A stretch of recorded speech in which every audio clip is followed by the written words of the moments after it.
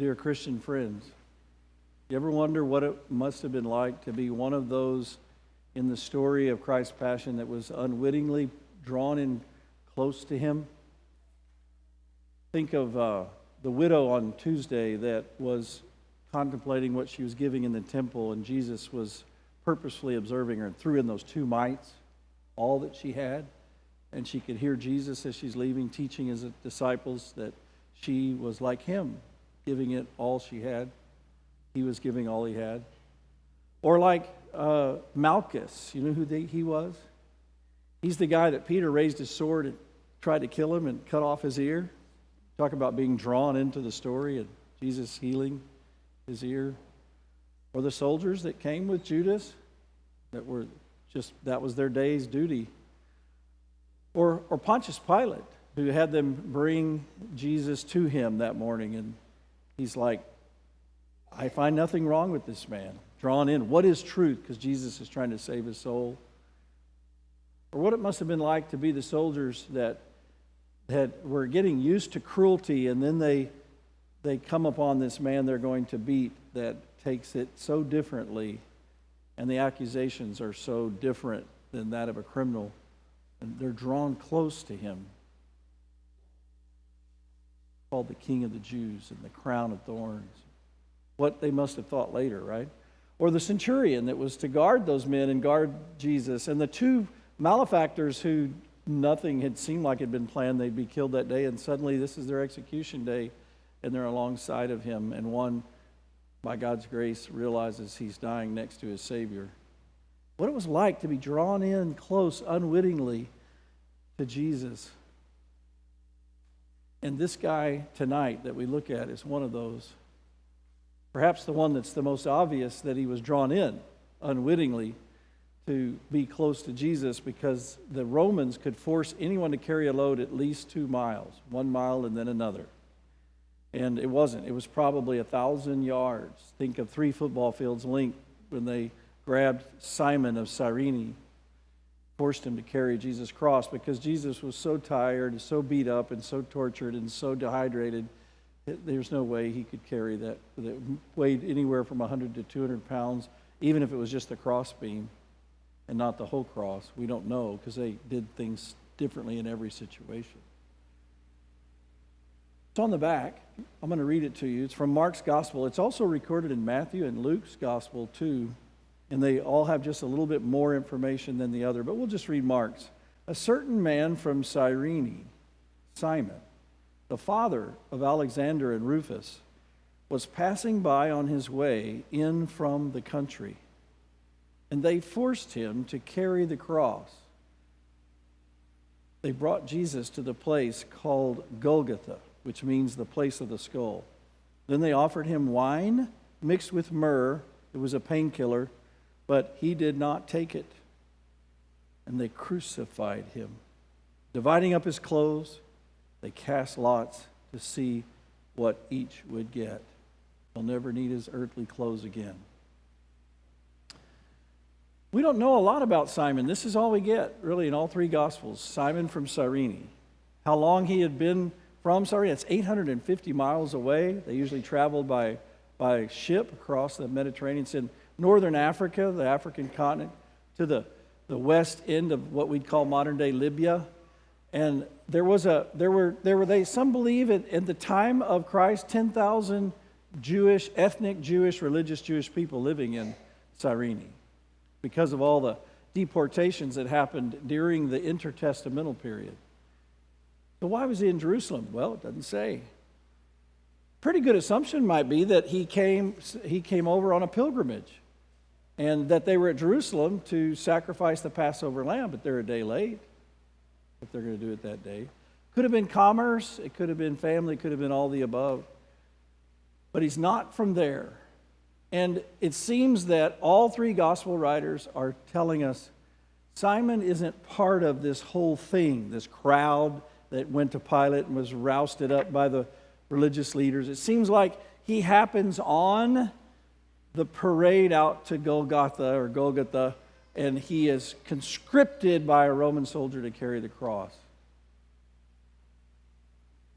and he's got his two boys with him. And the way that Mark tells it, it's like they might be familiar to the readers. When you look at Paul's letter to the Romans, and Mark wrote for Romans, his gospel, Rufus is mentioned as one to give a greeting. Is it the same Rufus? Is that why Mark said he's the father of Alexander and Rufus? Because by the time Mark wrote, this many years have passed after it had all happened. We don't know. There's very interesting questions. We also don't know a whole lot about what Simon was able to ascertain about what was actually happening to Jesus and why, and what was happening for our salvation at the time. I'm going to do something I haven't done in probably all 31 and a half years of preaching. I'm going to read to you the middle portion of my sermon because in meditating on what questions I have about Simon of Cyrene, as a Christian trying to devote my heart to understand what God is teaching us here, I don't want to stand over there and forget 5 of the things I've wondered about. I want to remember them all for you because I think they'll be beneficial for all of us. So you might close your eyes and just listen about what I wonder about, what I want you to wonder about as your pastor. I wonder what it was like to be Simon. What was it like to have 2 little sons there with you and be conscripted into a violent mob parading toward the hill of the skull and have to take care of the kids while you're carrying the cross? I wonder what he said to his boys to keep them safe and to help them deal with that which they could not control that was happening. I wonder if they held on to the edge of his tunic or lagged behind in the edge of the crowd. I wonder what it was like to pick up that cross and feel the blood of Christ on your fingers and to smell the sweat and the blood and the dirt all mixed together. I wonder what Simon saw in Jesus' eyes. Was it sadness? Was it understanding? Was it love? Was it all 3 in Simon's mind? I wonder what it was like for Simon to watch Jesus stagger next to him. I wonder if Simon was traumatized to know that he was carrying the weapon that was going to be used to kill a man. This man. I wonder if Simon felt bad for participating in the death of another man, even though he didn't have a choice. I wonder what it was like to see Jesus' patience, his peace, and his sobriety. I wonder what it was like to hear the angry shouts of the 2 malefactors and to see them struggle against their tormentors while Jesus walked quietly toward the hill of death. I wonder how much Simon wondered about why Jesus was being crucified. Did he see the sign in the soldier's hand that he was carrying with the hammer and the nail? Did he nail it above his head, the sign that said, Jesus from Nazareth, King of the Jews? If he saw the sign, what did Simon think of that sign? I wonder if Simon knew this was the man who had miraculously healed the sick, fed the hungry, and raised the dead, and here he was letting himself be tortured and killed. I wonder how the weeping women affected Simon. It's hard to hear a woman cry. He was carrying Jesus' cross, and they were crying wildly about it.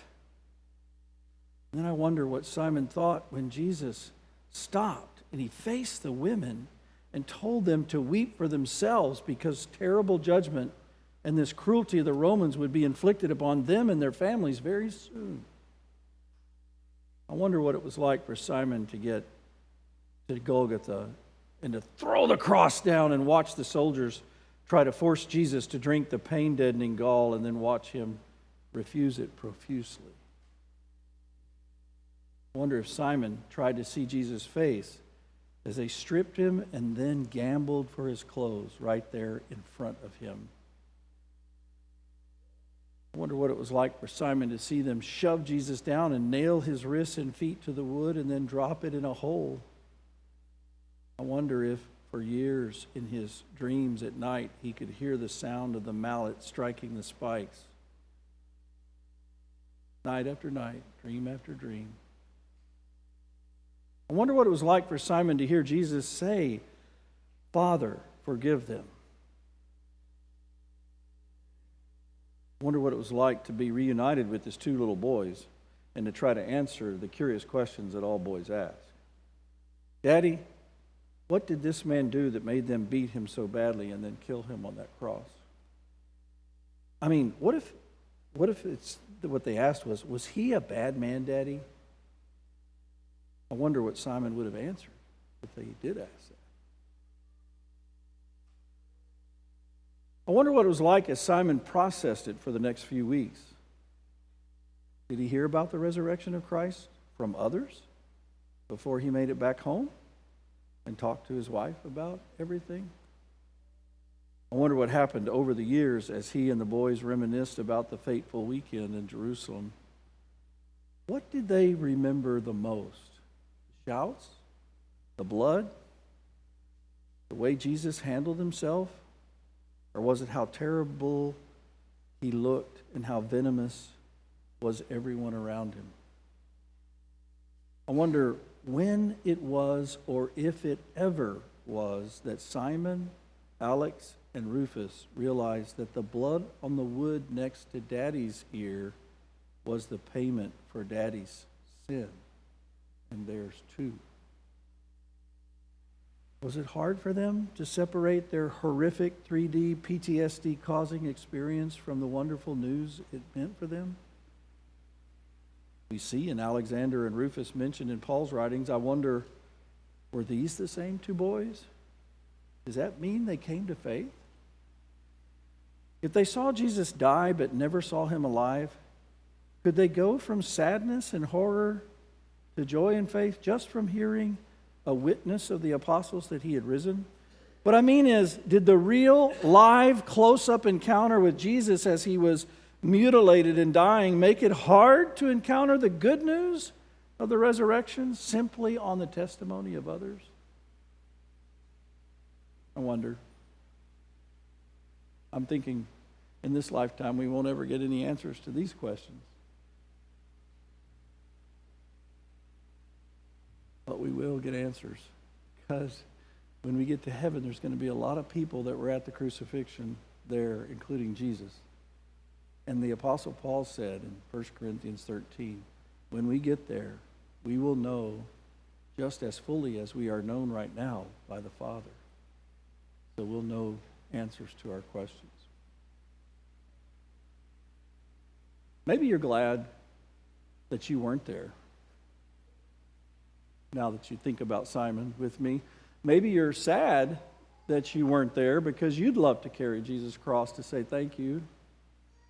Whether you're glad or sad for those reasons, though, you can be glad that Simon did carry that cross, because it was on that cross that we were saved by Jesus. That wood had to get out to that hill so that man could die on it for you. And you can be sad that it was our stupid, selfish choices that meant he had to die. Because you know the answer to the little boy's question. This is not a bad man, but it's a man made to be bad so that we might be set free. That makes us glad. We are both glad and sad as we walk with Simon to the cross with his little boys. And I'm also very glad that we know these stories well because of the gospel writers. And I'm glad that we can meditate on them and ask all those questions. And I'm glad that every time we look at them, we know what it means. It means that we are saved. And all God's people said, amen. One more little treat for you is reading that song that I mentioned in the second email I sent out today. It's a song by Ray Boltz called Watch the Lamb. Many of you know it, but if you don't, you can find it on YouTube. But I'm going to just read the lyrics. It's Ray Boltz's idea of his meditation on the same story, and it's kind of in the main about what I was just reading to you for my own meditations. But I think it's very helpful and a good way to finish the sermon. Walking on the road to Jerusalem, the time had come to sacrifice again.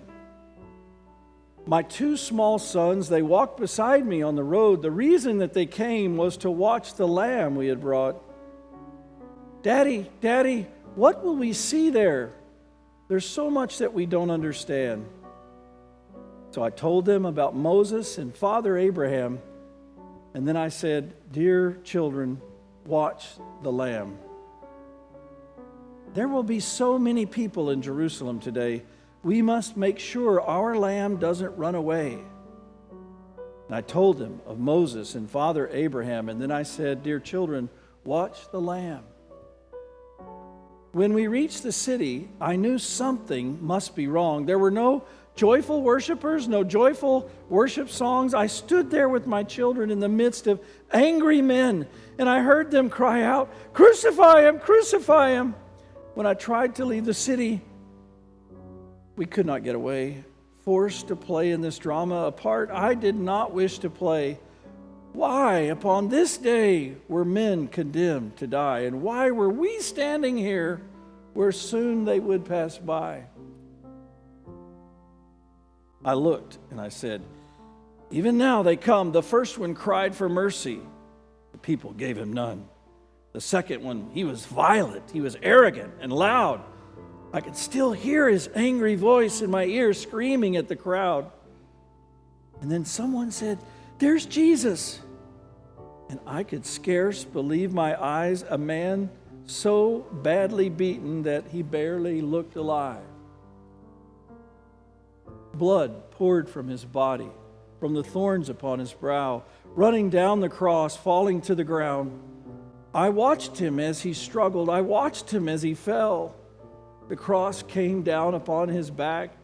The crowd began to yell. In that moment, I felt such agony. I felt such loss, till a Roman soldier grabbed my arm and he screamed, you, carry his cross. At first, I tried to resist him, and then he reached for his sword. So I knelt and I took the cross from the Lord, and I placed it on my shoulder and started down the street. The blood that he'd been shedding was running down my cheek. They led us to Golgotha. They drove nails deep in his feet and his hands. Yet upon the cross, I heard him pray, Father, forgive them. Oh, never have I seen such love in any other eyes. Into thy hands I commit my spirit. He prayed, and then he died. I stood for what seemed like years. I'd lost all sense of time until I felt two tiny hands reaching out and holding tight to mine. And my children stood there crying. And I heard the oldest say, Father, please forgive us, but the lamb we brought, it ran away. Daddy, Daddy, what have we seen here? There's so much that we don't understand. So I took them in my arms, and then we turned and we faced the cross. And then I said, dear children, watch the lamb.